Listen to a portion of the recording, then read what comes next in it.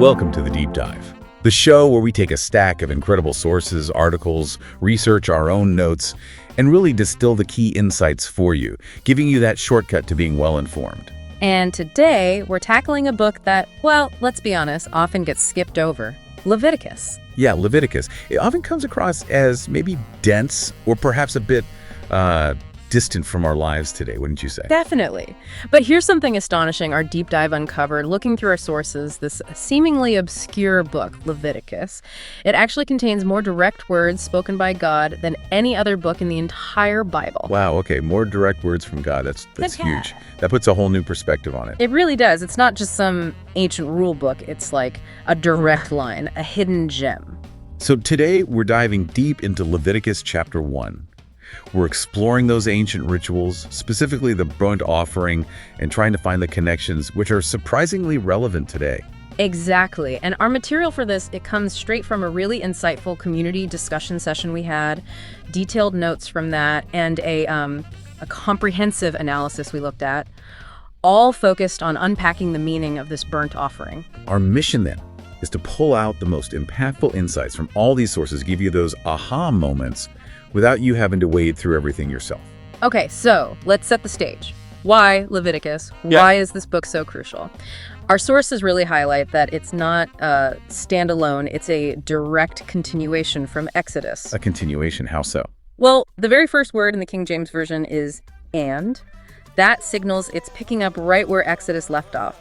The story's moving, shifting from God speaking way up on Mount Sinai. Right, the big mountain experience. To now speaking directly from the tabernacle, that sacred tent right there among the people. Ah, okay. So it's not just continuing the story, it's like the location, the proximity changes everything. Precisely. In Exodus, Yahweh, God's personal name, he brought Israel near him.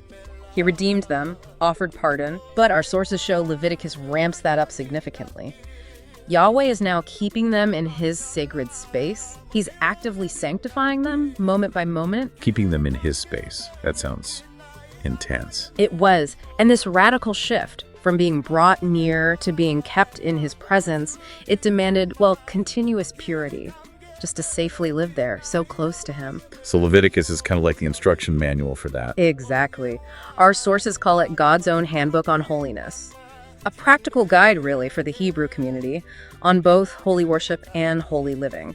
It laid out exactly how Yahweh wanted them to approach him in this new, very close, sacred space. And you mentioned safety, that proximity, being so close to God's presence. It wasn't just comforting, was it? No, not entirely. The sources are clear.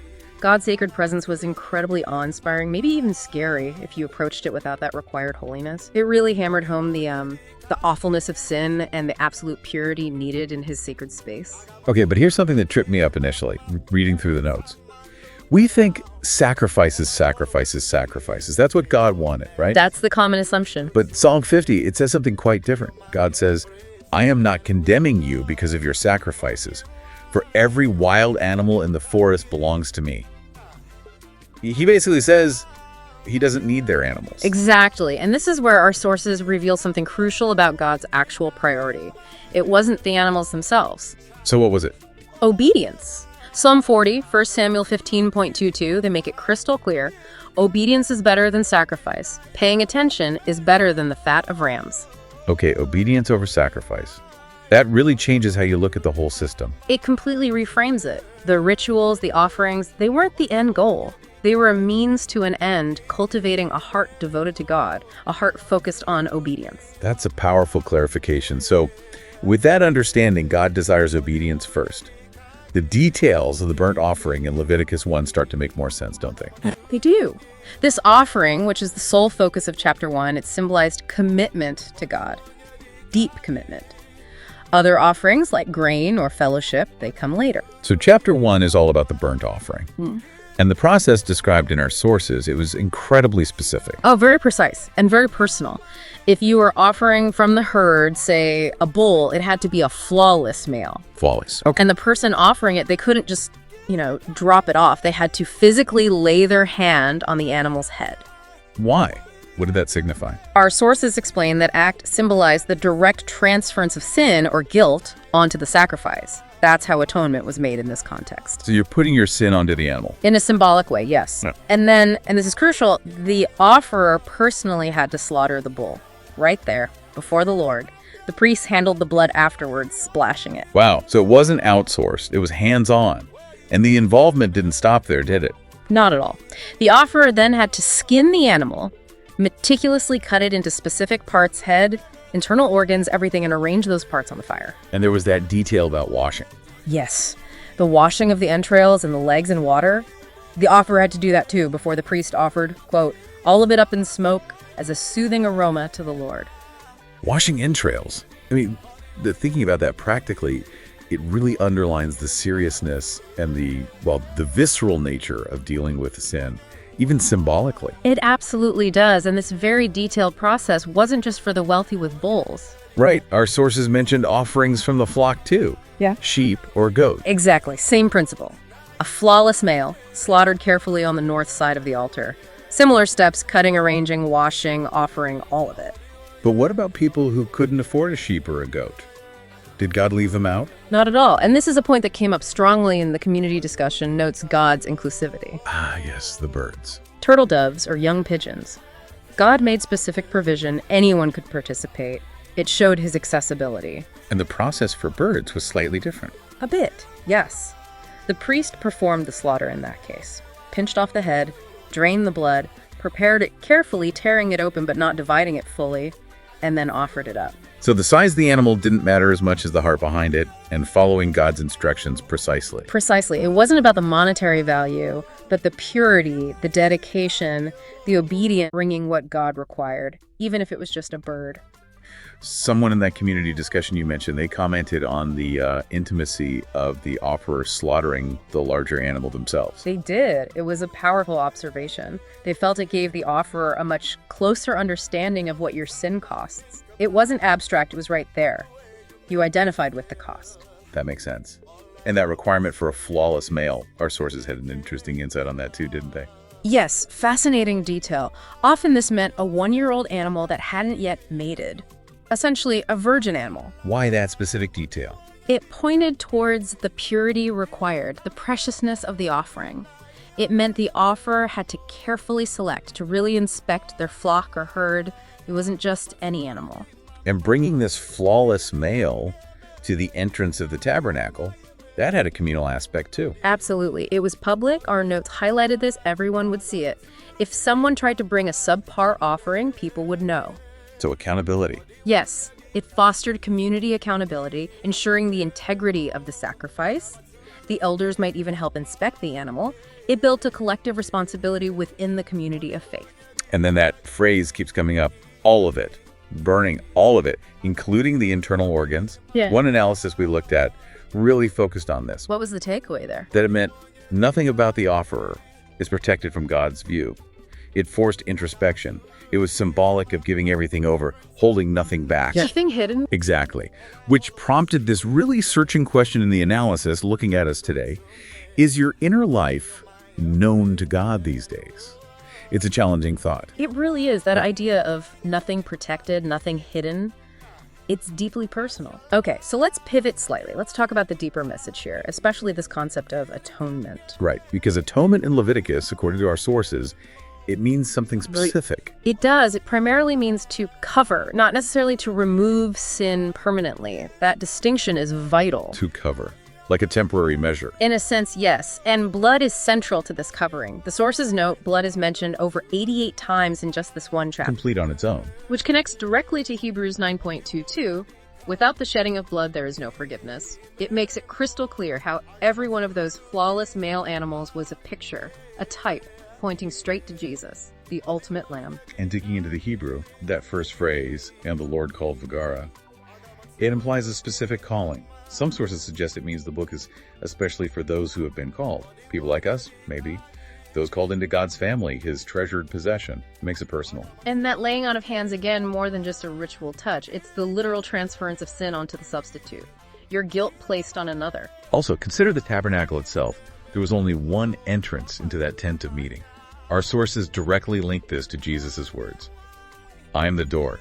No one comes to the Father except through me. One way, one entrance. The command to burn all of it on the altar, no part was withheld. That was another powerful insight from the sources. It suggests that nothing about the offerer symbolically is kept hidden from God. Total exposure, complete surrender, which immediately made me think of Jesus. His entire inner life was open, known. He could challenge anyone. Which of you convicts me of sin? Nothing hidden. And then there's this connection, which is quite stark, from Isaiah 52.1, cited in our material. Just as the sacrificial animal was dismembered, disfigured, maybe barely recognizable as an animal anymore, Isaiah prophesied that the Messiah, Jesus, would be so disfigured beyond human semblance on the cross. Wow. Yeah, it really challenges those clean, almost serene paintings we often see of the crucifixion. The reality was brutal, mirroring the sacrifice. Which leads us perfectly into Hebrews chapter 10, verses 3 to 13. Our sources spent good time here, and it just ties everything together. It says the animal blood only reminded people of sin year after year. It could never actually take sins away. Right, it was a temporary covering, pointing forward. Then Jesus comes. A body you prepared for me, he says, ready to do God's will. And through that obedience, he does away with the first, the animal sacrifices, to establish the second, his own sacrifice. With permanent solution. Exactly. We are made holy through the offering of the body of Jesus Christ once for all. Once. For all time. Unlike the priests who stood day after day offering the same ineffective sacrifices, Jesus offered one sacrifice for sin for all time. And then he sat down at the right hand of God. His work was finished. Complete. Yes. His blood, shed once, presented on the heavenly altar, actually removes sin. Doesn't just cover it, it's done. And in our sources, just nails the summary of this. It's profound. Jesus isn't just fulfilling one part, like being the animal. He is everything. The priest, the altar, the animal, the entrance, the tabernacle, the Alpha and Omega. He embodies the entire system and brings it to its ultimate conclusion. Mind-blowing, really. Absolutely mind-blowing. So, okay, we've journeyed from these ancient, intricate laws to their ultimate fulfillment in Jesus. But what does this mean for us right now? Our deep dive kept circling back to Romans 12, verses 1 and 2. Present your bodies as a living sacrifice. Living, not dead like the animals. Right. In light of Jesus offering his body, we're called to offer ours. Not literally on an altar, obviously, but using everything, our physical bodies, our minds, our emotions, our will to bring joy to God, to prioritize what he wants. And that's not abstract, it's concrete. Totally. Our sources mention things like actively telling God's story, confessing our sins honestly, making fellowship with other believers a priority, looking out for the poor and needy like Jesus talks about in Matthew 25. It's about a whole life offering. And it has to be a deliberate act. As the participants in our sources pointed out, it's not passive acceptance. It's consciously taking ownership of our lives, our sin, our repentance, and choosing God's way. And then verse 2 of Romans 12 adds that crucial element. Be transformed by the renewing of your mind. Our sources talked about the battle in our minds. We have to make deliberate choices based on biblical teachings rather than societal norms. It's a conscious effort to think differently, to think God's thoughts after him. And one participant offered this incredibly sharp insight, sort of a bottom line. If we are not conforming to the world, then we are choosing the Lord. If we are not choosing the Lord, then we are conforming to the world. Ooh, no middle ground there. Pretty much. It highlights that it's an active, ongoing choice we make. Every day, really. What a journey. Yeah. Seriously. From unpacking Leviticus 1, all those details about offerings, to seeing how it all points so perfectly to Jesus, and then realizing how directly it calls us to live differently today. It's transformative. It really is. The hidden message, maybe not so hidden now, from our sources is powerful. God made a way to dwell with his people through the tabernacle system, pointing towards the ultimate reality. Now, through Jesus, his presence is in us. And his deepest desire wasn't the ritual, but the relationship, the obedience that led to his amazing plan of salvation. Through Jesus, the perfect priest and the perfect sacrifice. So as we wrap up, here's that final thought for you to chew on, building on what we've explored. What are you actively, deliberately doing today to present your body, your whole self, as that living sacrifice? What specific choice will you make to choose God over conforming to the world? And if you want to go deeper, we absolutely echo the recommendation from our sources. Read Hebrews alongside Leviticus. The connections are stunning. And definitely get ready for our next deep dive. We'll be tackling Leviticus chapters 2 and 3. More to uncover. Thank you so much for joining us on this deep dive today. I got my